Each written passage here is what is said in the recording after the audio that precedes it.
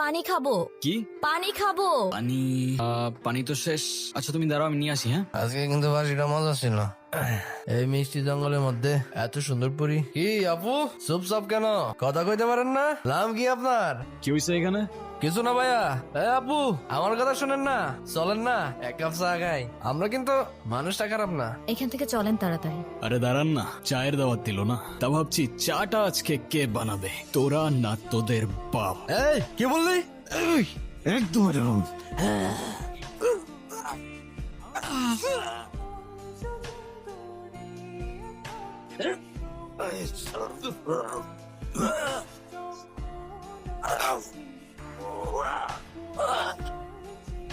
কিরে লিকারটা কেমন ছিল? বড় ভাই কি হয় আপনার? আমার ওয়াইফ।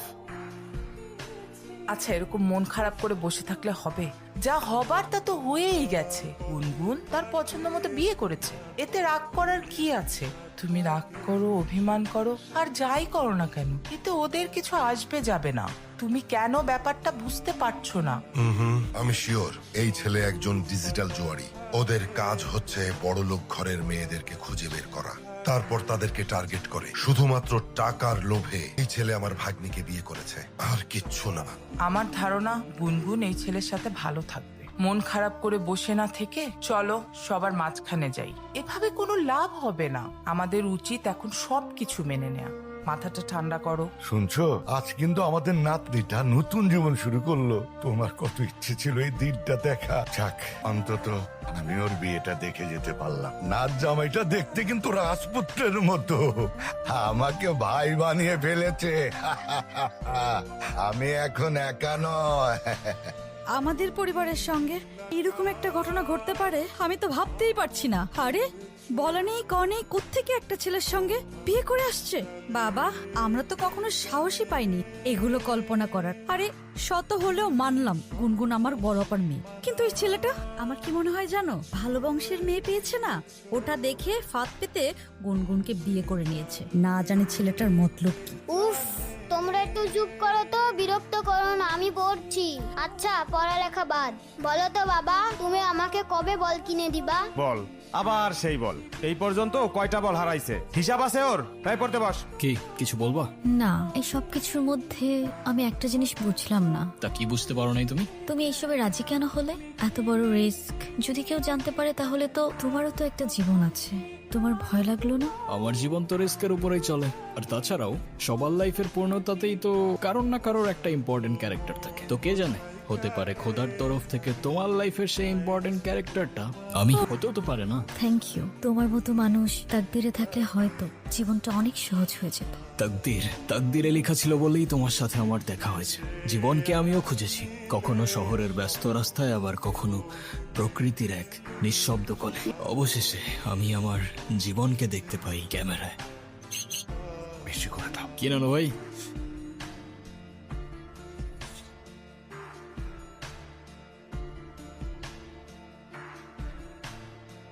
আচ্ছা ভাই, তোমরা তো নিজেরাই পছন্দ করে বিয়ে করছো।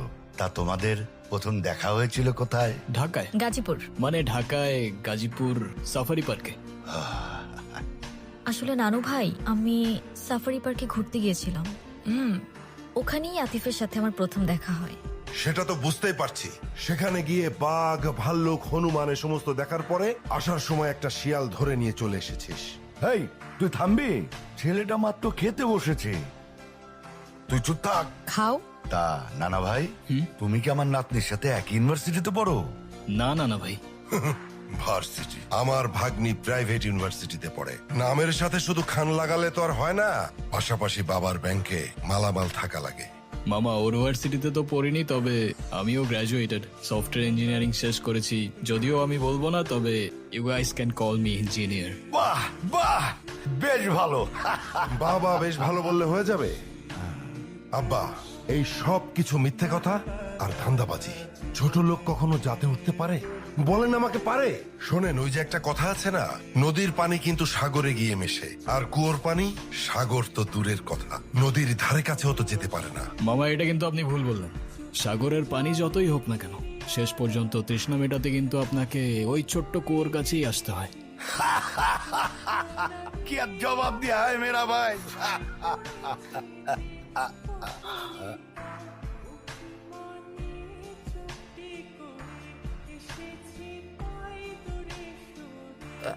তোমরা খাও। কি ব্যাপার বাবা, তুমি খাচ্ছ না কেন? খাও। আমাকে বল না দেওয়া পর্যন্ত আমি কিছু খাবো না। আবার বল, খাওয়ার সময় বল, চুপচাপ ভাত খা। কি শুনলাম তুমি নাকি ঠিক মতো পড়াশোনা করো না? আমার আর পড়াশোনা করতে ভালো লাগে না। পড়াশোনা করতে ভালো লাগে না তো কি করতে ভালো লাগে? ক্রিকেট খেলতে ভালো লাগে। সে তো ভালো কথা, কিন্তু তুমি যদি ভালো করে পড়াশোনা না করো তুমি বড় হয়ে ক্রিকেট খেলবে কিভাবে? কেন?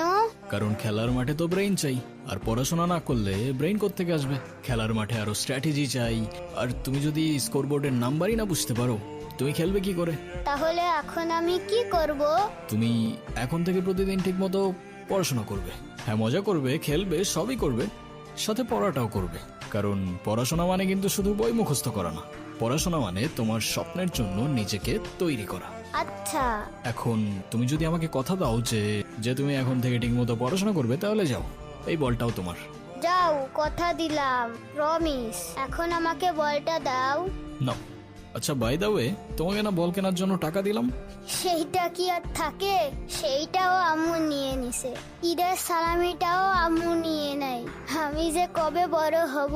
বড় তো সেদিনই হবে যেদিন নিজের কষ্ট চেপে অন্যকে সাহস আর সাথ দিতে শিখবে। আসসালামু আলাইকুম নানু ভাই। ওয়ালাইকুম, বসো। আসসালামু আলাইকুম মামা। আরে বাবা, সালামের উত্তরটা তো দিবি। তোর সব ধন সম্পত্তি তো আর চায় নাই। ওয়ালাইকুম সালাম। রবির মেজাজ দেখছিস? ভালো করে এক কাপ চা বানাই না দে। এই রবি, ওর সাথে একটু গল্প গুজব কর না। আমি যখন জামাই ছিলাম তখন আমাকে তো নানির পরিবার মাথায় করে রাখতো। তার তো কারণ ছিল আব্বা, সেটা আপনি খুব ভালো করে জানেন। আপনি তো ওর মতো কোনো সাধারণ পরিবার থেকে আসেননি। আমাদের বংশের মান মর্যাদা, ধন সম্পদ, নাম ডাক, এসবের একটা ব্যাপার ছিল। আমার না আপনার জন্য খুব আফসোস হচ্ছে মামা। If I am not wrong, আমি যতদূর বুঝতে পারলাম আপনার কাছে খানদান, প্রপার্টিজ, নাম ডাক এসব কিছু ইম্পর্টেন্ট। মায়া, টান, ভালোবাসা এসব কিছু না। আমার ভাগ্নিকে তো বিয়ে করেছো, তা বউকে কি খাওয়াবে? সকাল বেলায় এক বাটি প্রেম আর রাতের বেলায় এক বাটি ভালোবাসা, তাই তো? আরে মামা, আমারই তো বউ, কতটুকুই বা খাবে বলেন? সমস্যা নেই। আর তারপরেও যদি কম পড়ে যায়, একজনেরটা না হয় দুজনে ভাগাভাগি করে নেব। যে সমস্ত মানুষের পকেটে টাকা থাকে না, তারা সব সময় এই সমস্ত ফালতু কথা বলে। ফালতু কথাকার। আচ্ছা, আপনি কখনো ভেবেছেন আপনি যেমন আপনার ভাগ্নিকে একটা লাক্সারিয়াস লাইফস্টাইল দিয়েছেন, সেটা একটা কৃষক কিন্তু তার সন্তানদের দিতে পারে না। তার মানে কি সে তার সন্তানদের ভালোবাসেন? আমি জানি আমার কথাগুলো আপনার মানতে একটু কষ্ট হবে, তবে বিশ্বাস করুন, কৃতজ্ঞতার সম্পর্কের মূল্যতেই থাকে ভালোবাসার পারফেকশন। তা ভাই, তোমার পরিবারে কে কে আছে? সবাই, কিন্তু কেউ নেই। ছোটবেলাতেই একটা অ্যাক্সিডেন্টে সবাই চলে যায়, তারপর আমাকে রেখে আসা হয় এতিমখানাতে। সেখান থেকে অবশ্য একজন ভদ্রলোক আমাকে নিয়ে গিয়েছিলেন, বেশ ভালোই বাসতেন আমাকে। তার কিছুদিন পর সেও চলে গেলেন, তবে সাথে থেকে গেল তার রেখে যাওয়া ভ্যালিউজ আর এডুকেশন। তারপর একটু একটু করে কিছু টাকা জমিয়ে অনলাইনে ক্লোদিং এর বিজনেস শুরু করি। সেখান থেকে আমার লাইফের টার্নিং পয়েন্ট শুরু হয়। তারপর শখের বসে ফটোগ্রাফি, আরো কত কি। ও হ্যাঁ, আর আমার নিজের একটা রেস্টুরেন্টও আছে মুর্শিদগঞ্জে, আলহামদুলিল্লাহ। তবে আমি বিশ্বাস করি যে জীবনে টাকা দিয়ে সুখ কেনা যায় না, যদি না সেই সুখ তাকদিরে লেখা থাকে। যা, ওকে চারপাশটা একটু ঘুরিয়ে দেখা। আপনিও চলেন না? ভাই ব্যথা। আচ্ছা।